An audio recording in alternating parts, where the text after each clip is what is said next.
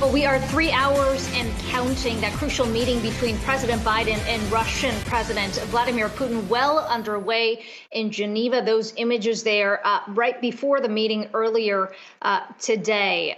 Putin's crackdown on opposition leaders, one of the issues President Biden expected to raise, as well as a big focus on cyber attacks, with Russian groups allegedly behind recent attacks against the Colonial Pipeline, Solar Winds, and JBS meatpacking plant, just to name a few. Let's bring in Elisabeth Braw, American Enterprise Institute resident fellow. And Elisabeth, it's good to talk to you today. Both sides have really set the bar low going into the meeting in terms of the deliverables that could come out of it. What's the measure of success?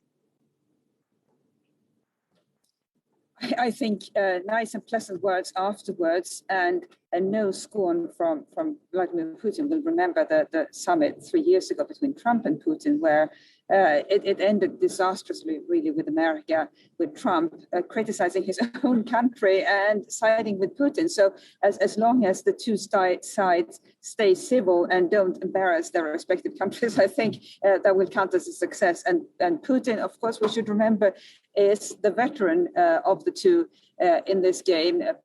Biden has been in foreign policy for a long time, but not as president. Elisabeth, I'm always interested to watch the press conferences and read about it afterwards. Vladimir Putin is kind of famous for making people wait. That's one of the dynamics there. What do you think we're going to learn later today?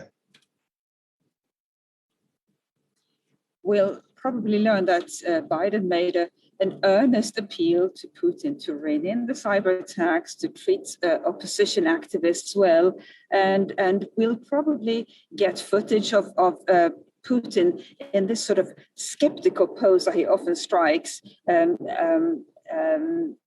encouraging the other leader, or essentially forcing the other leader to plead with him to get various things out of him, various not very demanding things out of him, because we should remember also this time, Biden needs Putin more than Putin needs Biden. Biden needs Russia to at least remain, or at least behave in a less aggressive fashion, because Biden's biggest foreign policy challenge, Biden's biggest national security challenge is China. It's no longer Russia.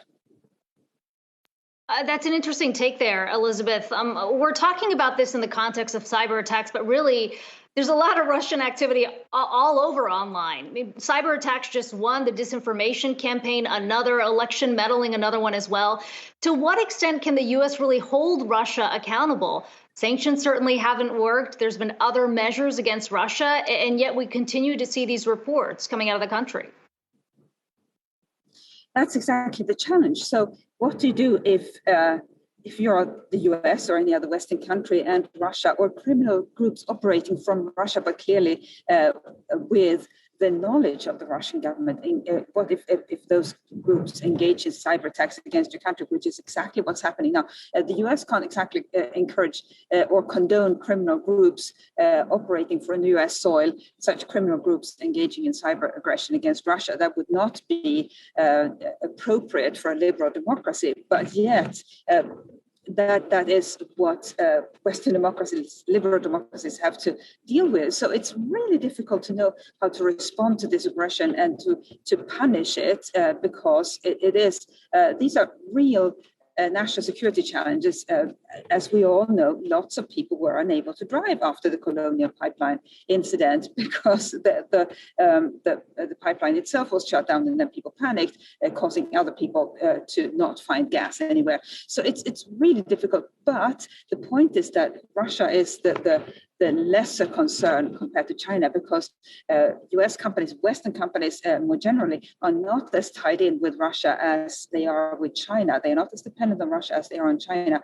And so to tackle this really enormous challenge, which is China, Biden, the US, and the West in general needs Russia to at least not be as aggressive as it has been until now. So Biden can really only plead with Putin and announce some punishment that shouldn't be too severe, because then Putin won't be minded to do anything nice in return. What do you think Putin's seeking out of this meeting? If on the U.S. side, it is about trying to keep Russia at bay at a time when China is increasingly, or the U.S. increasingly sees China as a competitor as well as a threat, what's the calculation on the Russian side?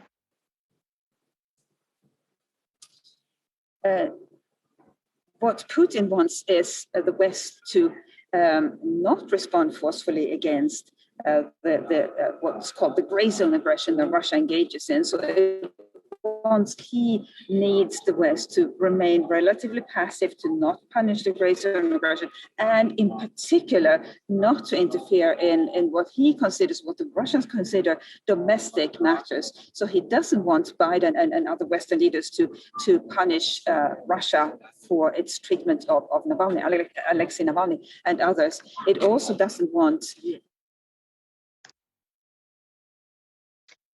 Elisabeth, when it comes to punish Russia, Belarus may engage in against commercial Western operators. So it too wants, he too will want his counterpart to be passive. He doesn't want a friend. He doesn't need a friend. I don't think he knows what friends are, but he wants a passive and compliant Putin, I think, in this meeting and in future meetings.